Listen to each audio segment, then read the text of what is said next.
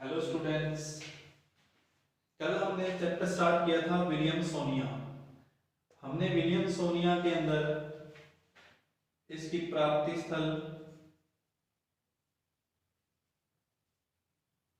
वितरण आदि देखे थे।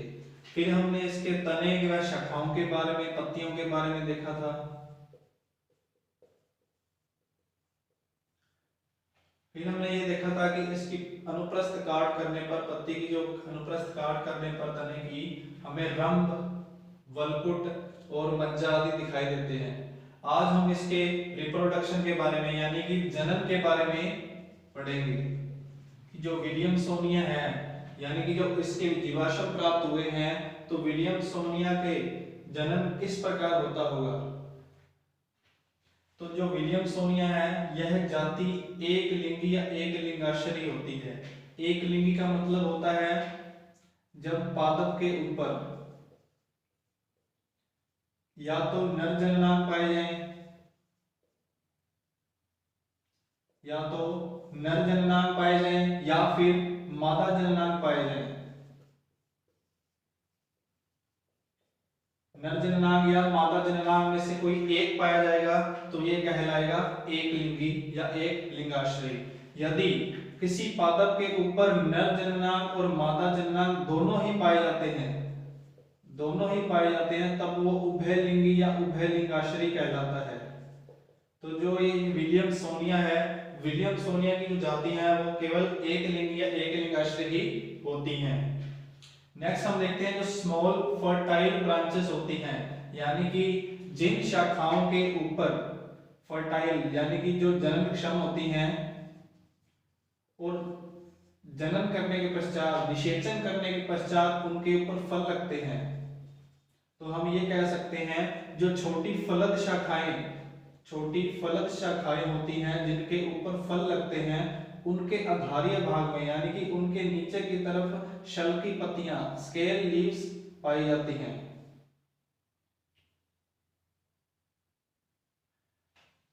तो आधारीय भाग पे शल की पत्तियां पाई जाती हैं।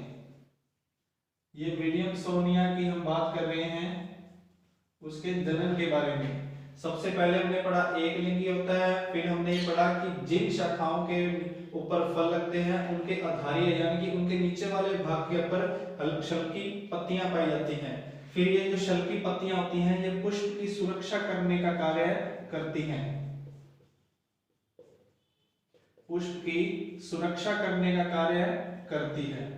क्योंकि पुष्प रहेगा तो पुष्प के अंदर ही जननांग पाए जाते हैं और तभी फिर आगे क्या हो पाएगा, जनन हो पाएगा, रिप्रोडक्शन हो पाएगा और तभी फिर उससे फल बन पाएंगे, नए बीज बन पाएंगे।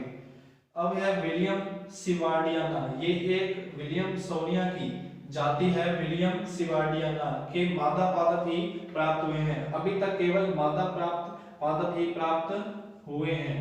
इसके अंदर विलियम सिवार्डियाना के नर पादप प्राप्त नहीं हो पाए हैं। अब हम देखते हैं इसके मादा पादप के बारे में कि जो मादा यानी कि फीमेल फ्लावर्स होता है उसके अंदर क्या क्या पाया जाता है, उसकी संरचना किस प्रकार होती है। तो जो विलियम सिवार्डियाना है उसके मादा पुष्प गुलाब की कली की तरह बंद होते हैं। हम सभी ने गुलाब का पौधा देखा हुआ है, गुलाब के फूल भी देखे हुए हैं। तो उसके पुष्प की तरह ही जो जब गुलाब की कलियां आपस में खिलती हैं और बंद होती हैं, उसी प्रकार ही विलियम सिवार्डियाना की जो कली है वो बंद होती है।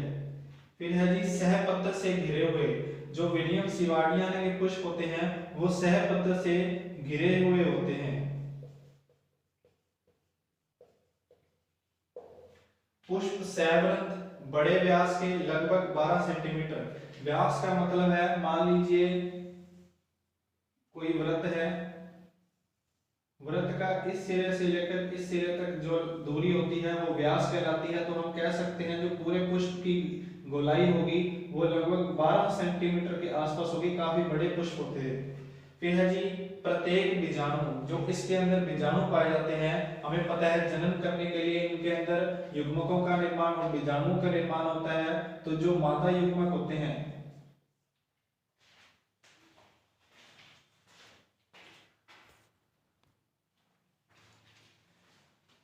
हम ये बात जानते हैं कि जो बीजाणु होते हैं वो दो प्रकार के बनते हैं। इसमें एक होता है गुरु बीजाणु और जो दूसरे प्रकार का होता है वो होता है लघु बीजाणु।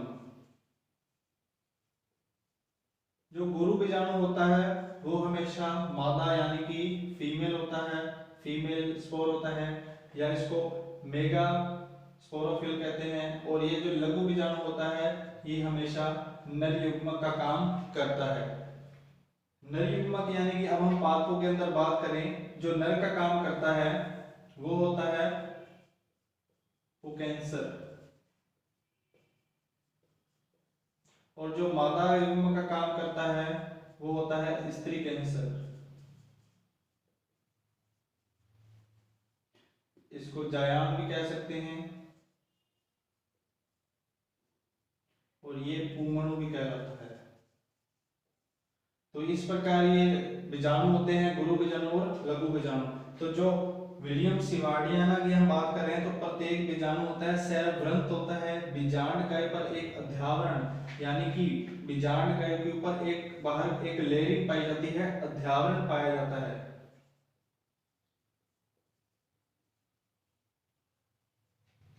फिर है अध्यावरण, ऊपरी सिरे पर बीजांड द्वार चोंच बनाता है। जो अध्यावरण होता है वो बीजांड द्वार को घेरते हुए ऊपर जब खुलता है तो एक प्रकार की क्या करता है, चोंच बनाने का काम करता है।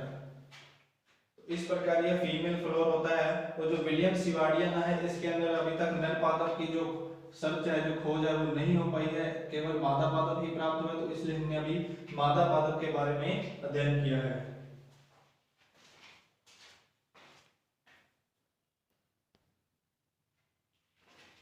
जी स्टूडेंट्स, अब हमने जो लास्ट बात करी थी वो थी विलियम सिवार्डियाना। उसके अंदर हमें केवल मादा पुष्प ही प्राप्त हुए थे, विलियम सिवार्डियाना के अंदर। अब हम बात कर रहे हैं मेल पुष्प की यानी कि नर पुष्प की। नर पुष्प, जो नर पुष्प है यह ऊलाइट के यॉर्कशायर से प्राप्त किए गए हैं। यह पादप के साथ जुड़े हुए कभी प्राप्त नहीं हुए, क्योंकि हम अभी जीवाश्मों की बात कर रहे हैं। उस जीवाश्म का भी हमें कभी कोई हिस्सा प्राप्त हुआ, वैज्ञानिकों को कभी कोई हिस्सा प्राप्त हुआ, लेकिन जो मादा पुष्प थे वो तो प्राप्त हुए थे, पादप के साथ जुड़े हुए, पादप के साथ लगे हुए प्राप्त हुए थे। लेकिन जो नर पुष्प है, मेल फ्लोर है, वो पादप के साथ कभी जुड़े हुए प्राप्त नहीं हुए, अलग से प्राप्त हुए हैं। ये बेल शेप्ड यानी कि ये घंटी के आकार के होते थे, घंटी के आकार के। जो ये मेल फ्लोर है ये क्या करते थे, पत्तियों के बीच में से निकलकर बाहर निकलकर ऑपोजिट डायरेक्शन में खिल जाते थे, जो घंटी के आकार ले लेते थे। इनमें अनेक बीजाणु पर्ण पाए जाते थे। पर्ण का मतलब पत्तियां, बीजाणु यानी कि जिन पत्तियों के ऊपर बीजाणु लगे रहते थे, तो वो अनेक बीजाणु पर्ण पाए जाते थे। अब हम बात करते हैं विलियमसोनिया एंड साइकस कि इन दोनों के बीच के अंदर समानताएं क्या क्या पाई जाती हैं, सिमिलैरिटीज बिटवीन विलियमसोनिया एंड साइकस। अब दोनों में सबसे जो बड़ी समानताएं हैं वो है अनावर्त बीज यानी कि नेक्ड बीज, क्योंकि ये जिम्नोस्पर्म के सदस्य है और हमें ये बात पता है कि जिम्नोस्पर्म के सदस्यों के अंदर जो बीज होता है वो अनावर्त यानी कि बिना आवरण के पाया जाता है। तो सबसे बड़ी सिमिलैरिटीज तो इनमें ये है। उसके बाद दूसरी है पत्तियां संयुक्त पिच्छाकार। संयुक्त पिच्छाकार यानी कि पाइनेशली कंपाउंड लीफ पाई जाती है। इस प्रकार की पत्तियां पाई जाती हैं किसमें, विलियमसोनिया में, विलियमसोनिया में और साइकस में, प्लस साइकस में। तो ये दोनों इनके अंदर रहती हैं समानताएं। वापिस से देखते हैं, जो मेल फ्लोर है वो कभी भी पादप के साथ जुड़े हुए नहीं प्राप्त हुए। नर पुष्प को ऊलाइट के यॉर्कशायर से प्राप्त किया गया है। फिर है जी, ये घंटी के आकार के होते हैं, इनमें अनेक बीजाणु पर्ण पाए जाते थे। हम पास्ट की बात कर रहे हैं क्योंकि अभी जीवाश्म चल रहे हैं, तो ये घंटी के आकार के थे। इनमें अनेक बीजाणु पर्ण पाए जाते थे। अब हम विलियमसोनिया एंड साइकस की समानताएं देखते हैं। सबसे बड़ी समानता यह है क्योंकि ये दोनों ही क्या है, जिम्नोस्पर्म के सदस्य हैं, जिम्नोस्पर्म के सदस्य हैं। और हमने ये बात देखी थी, जो जिम्नोस्पर्म है यानी कि वो अनावर्त बीजी होते हैं, उनके बीजों के ऊपर आवरण नहीं पाया जाता। दूसरा इनका है कि इनके अंदर संयुक्त पिच्छाकार इस प्रकार की पत्तियां पाई जाती हैं। तो ये वो इनमें समानता है। अब हम नेक्स्ट पढ़ेंगे विलियमसोनिया एंड साइकस के बीच में असमानताएं क्या क्या है।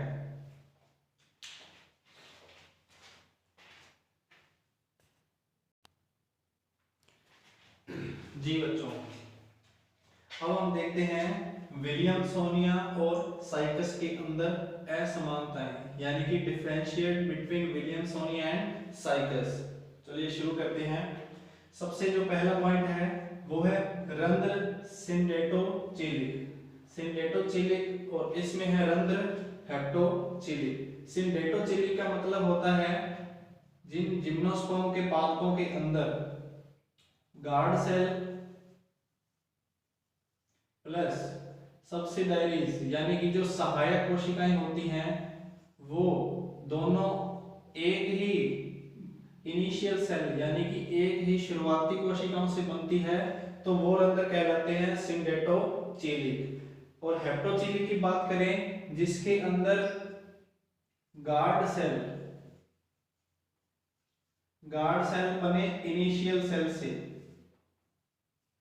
और जो सब्सिडायरी सेल्स हैं यानी कि जो सहायक कोशिकाएं हैं वो कोई दूसरी इनिशियल सेल से बने, तो वो कहलाते हैं हेप्टोचिलिक रंध्र। ये जिम्नोस्पर्म के अंदर रंध्रों के प्रकार पाए जाते हैं, सिंडेटोचिलिक और हेप्टोचिलिक। सिंडेटोचिलिक के अंदर गार्ड सेल व सब्सिडायरी जो सेल्स होती हैं वो एक ही कोशिका से मिलकर एक ही इनिशियल सेल से मिलकर बनी होती हैं, और जो हेप्टोचिलिक होती हैं उसके अंदर गार्ड सेल्स एक इनिशियल सेल से और जो सब्सिडायरी सेल्स होती हैं वो दूसरी इनिशियल सेल से मिलकर बनी होती हैं।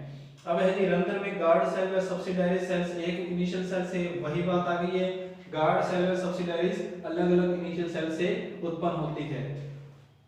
इनमें जो फलन होता है उसमें क्या होता है, पुष्प का निर्माण हो जाता है फलन में, लेकिन इसके अंदर फलन में क्या होता है, पुष्प ना बनकर शंकु का निर्माण होता है। इसके अंदर पुष्प नहीं बनते, इसके अंदर साइकस के अंदर। इन दोनों में ये खास डिफरेंस है। नर पुष्प में पुकेंसरों का चक्र केंद्रीय बीजाणुधार के पात्र के चारों ओर, यानी कि जो नर पुष्प होगा उसके पुकेंसरों का चक्र, जो पुकेंसर होंगे वो आधार के चारों तरफ चक्कर बना के रखेंगे, और केंद्रीय अक्ष के चारों ओर लघु बीजाणु पर्ण, इसके अंदर पुकेंसर होंगे, इनके अंदर बीजाणु पर्ण, लघु बीजाणु पर्ण लगे रहते हैं।